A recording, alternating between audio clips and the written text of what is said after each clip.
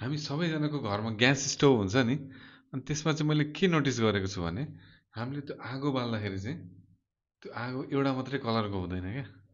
त्यो आगो अरेन्ज पनि हुन्छ, ब्लू पनि हुन्छ, प्लस धेरैवटा कलरको हुन्छ जस्तो लाग्छ क्या मलाई। अनि त्यो चाहिँ किन भएको हो, त्यसको पछाडिको के छ फिजिक्स?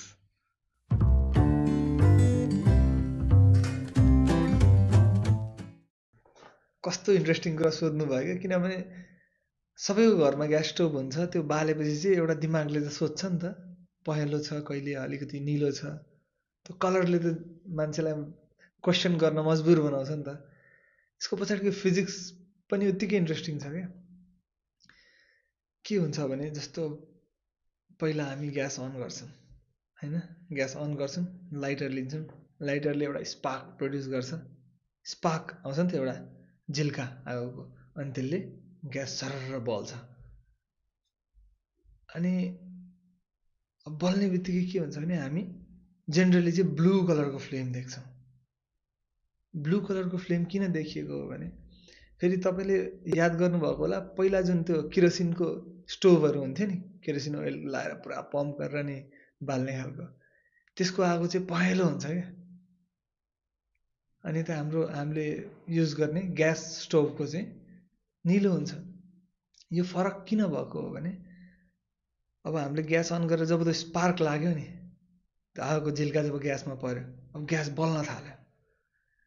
अनि ग्यास बल्न थालेपछि अब त्यो ग्यास बल्नलाई के चाहिन्छ भने अक्सिजन चाहिन्छ, आगो बल्नलाई अक्सिजन चाहिन्छ।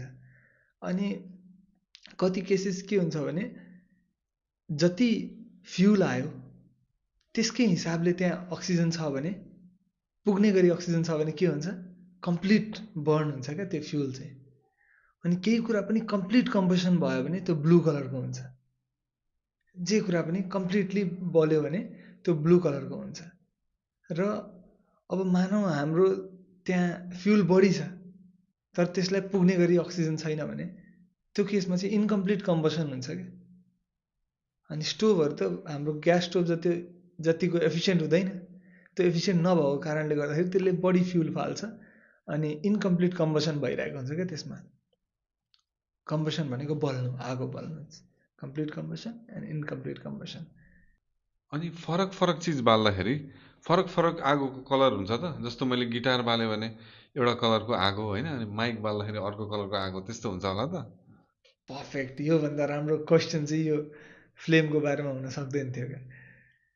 किनभने हुन चाहिँ के हुन्छ भने एउटा चिज बाल्दाखेरि फरक कलर दिन्छ त्यसले, अर्को चिज बाल्दाखेरि त्यसले फरक कलर दिन सक्छ क्या।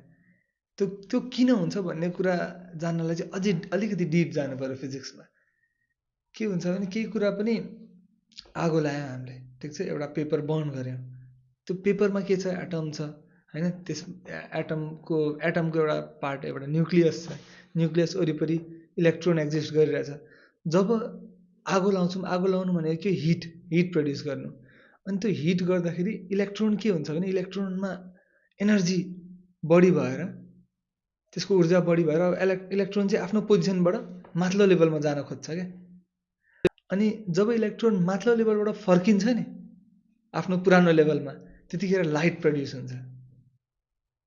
अब त्यहाँ एनर्जीमा डिपेन्ड गर्यो कि कुन लाइट प्रड्युस हुन्छ, कुन कलरको लाइट प्रड्युस हुन्छ। त्यही भएर जस्तो अब सोडियमलाई बाल्यो भने पहेँलो बल्छ क्या, त्यसै गरेर अरू केमिकललाई बाल्यो भने अरू कलर प्रड्युस हुन्छ क्या। अनि यसलाई केमिस्ट्रीमा पनि युज गरिन्छ। के हुन्छ भने कति केमिकलहरू टेस्ट गर्नलाई चाहिँ त्यसलाई बालेर फायर टेस्ट पनि हुन्छ क्या, फ्लेम टेस्ट। अनि यो कलरको फ्लेम आयो भनेपछि यसमा यो केमिकल छ, यो कलरको फ्लेम आयो भनेपछि यसमा यो केमिकल छ भन्ने हुन्छ। So it's very interesting. Let me take you to the moon. कति टाढा होला त्यो तारा र त्यो जुन